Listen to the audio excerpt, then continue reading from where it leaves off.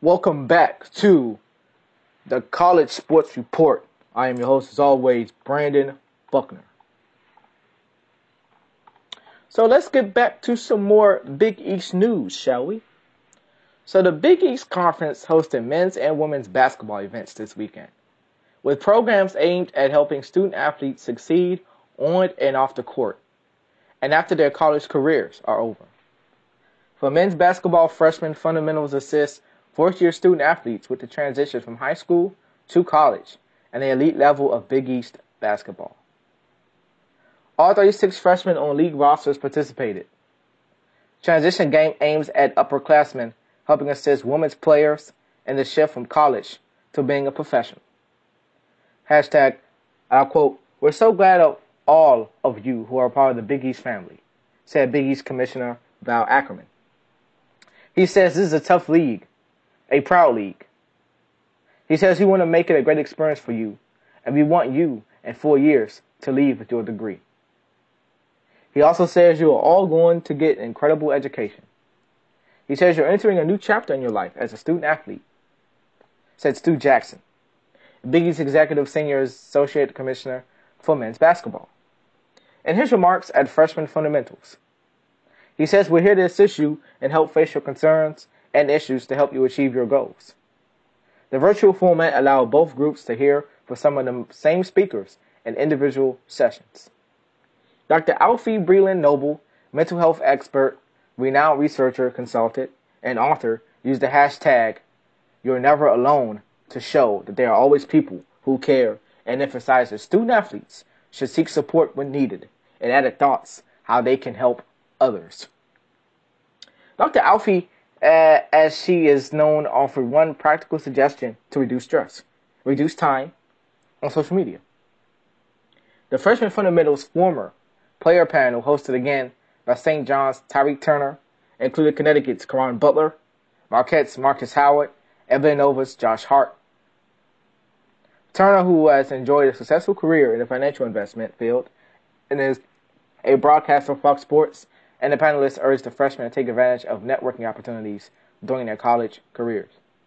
Caron Butler, who played 14 years in the NBA, fondly remembered playing at Madison Square Garden. He says you go play at MSG under the big lights and the legacy of the Giants. He says you can create your own niche in history. Howard added, I've seen a lot of great basketball around the country, and nothing compares to the Big East. Being in the Big East brings out the best in you as a player. I thought I played my best against great competition. He also says to be able to play at an arena like MSG, you can't put a price on that. Hart implored the student athletes to be active civically. He said, you have a voice in voting. He said, people want leaders, and you could be one. He says your vote matters. Everything you do matters. Educate yourself. Be informed. Use your voice and influence other people who don't have the platform that you have. Being silent isn't an option anymore. Calamia Johnson hosted a segment for Freshman Fundamentals on relation management and safety.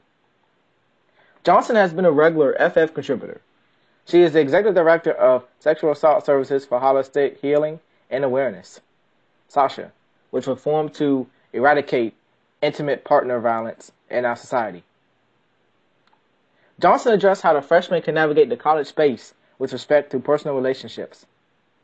Tracy Ellis Ward, Big East Associate Commissioner for Women's Basketball, helped coordinate the transition game program.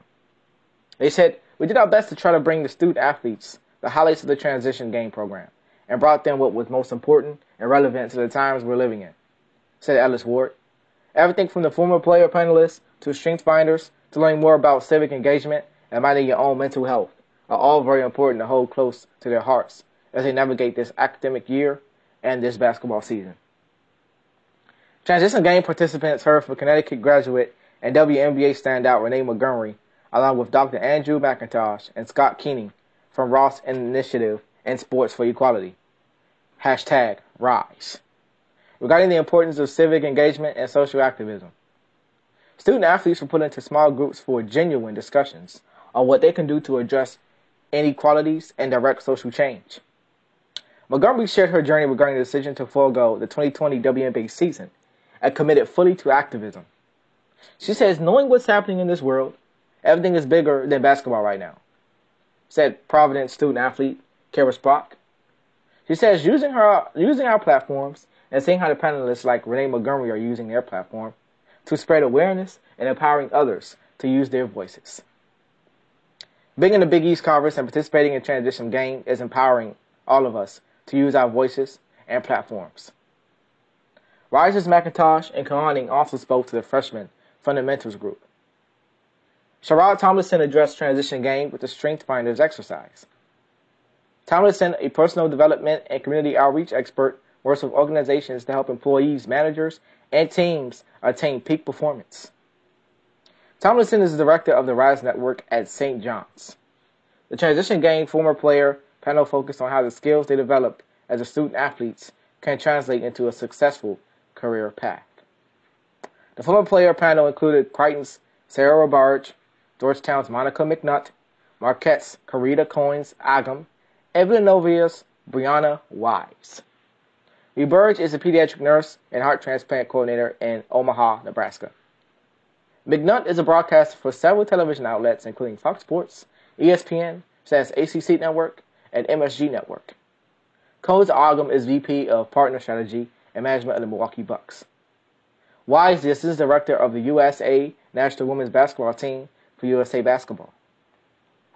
They said, you have to be your own self-advocate, said Wise, Villanova, graduate of 2009.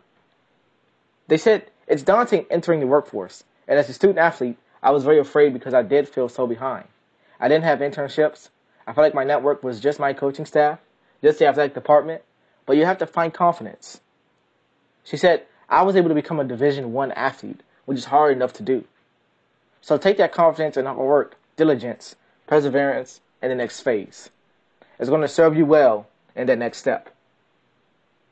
They also said, I hope that people aren't afraid to take a leap. Pursue stuff that you're interested in, said Robarge Crichton, graduate of 2008. They said, basketball was all of our passions. We lived it. We breathed it for 21, 22 years. It was not in the cards for me to play professionally.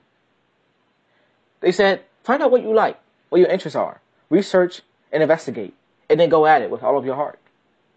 She said, use the characteristics that made you successful on the court, in the workforce, and they'll be just fine. She said, I love this program, said McNutt, Georgetown, graduate of 2011. I think it's so important that we have some of these conversations. The panelists are all terrific. We don't necessarily have all the right answers, but we can share our experiences, and I think that there's power in that. Well, thank you all for being such good voices to student athletes everywhere. We really appreciate your time and your story, and we wish you all the best, and our student athletes all the best in their basketball endeavors. Thank you so much. Coming up next on the College Sports Report is a Fairfax, Virginia, George Mason assistant VP of Director of Athletics, Brad Edwards, is one of 30 Division I athlete directors to sign a College Coaching Diversity Pledge, CCDP, a new initiative announced by Athletic Director of the U. The CCDP is an opt-in pledge by Division I athletic directors to indulge a diverse group of candidates in the finalist pool for head coach vacancies in men's basketball, women's basketball, and in football. The CCDP reflects a commitment to ensure equal opportunity in the hiring of head coaches and to address the barriers that have prevented full participation of unrepresented minority groups. The CCDP already counts 30 Division I athletics directors as signatories and supporters of the initiative.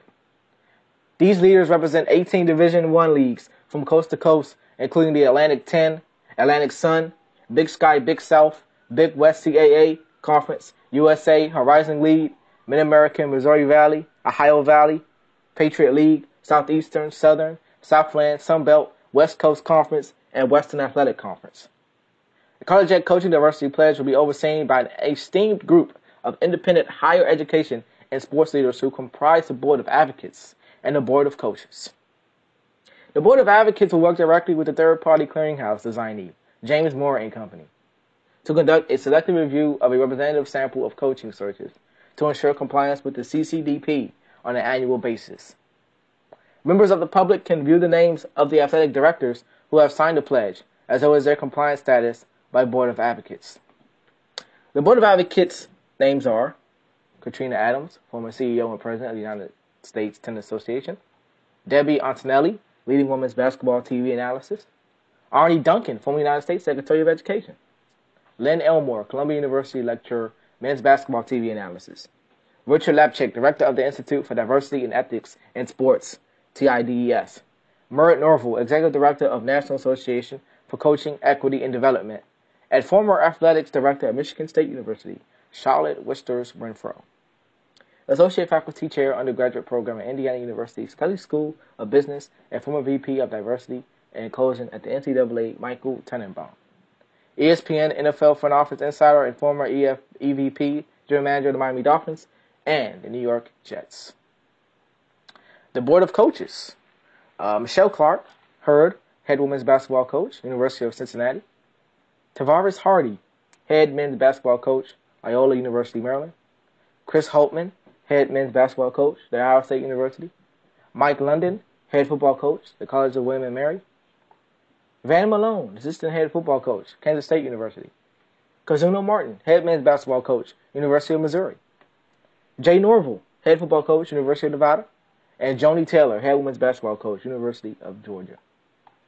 So these coaches and student athletes and TV personnel, wow, we just thank you guys for your service and your time, and we wish you all the best in what you're trying to do to create a wonderful sports system and dynamic system in the sports area.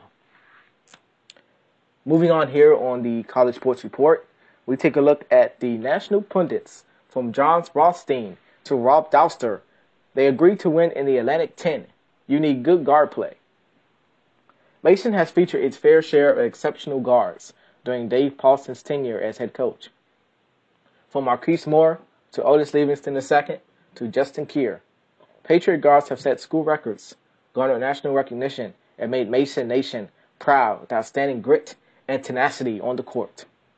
As the calendar turns to 2021, the Patriots feature a wealth of contributors at the position and are thrilled to welcome a pair of guards with bright futures. Tyler Kolek and Ronald Polite. Kolek comes to Mason from Cumberland, Rhode Island, where he recently wrapped up one of the top careers amongst Ocean State hoopers. The 2020 New England Preparatory School Athletic Council NEP-SAC Class B Player of the Year. Kolek led St. George's School in Newport to an impressive 23-4 record, the 2020 Independent School League ISL title, and a berth in an NEP-SAC Class B semifinalist. In that semifinal contest, Kolek poured in 39 points to lead the Dragons, a two-time All-ISL selection. Kolek garnered 2019 Rhode Island Gatorade Player of the Year honors, joining recent winners Cole Swider of Villanova, Bonzi Carlson of Notre Dame, and Michael Carter Williams, former NBA player at Syracuse, as recipients of the Elite Award. For Mason, Kolek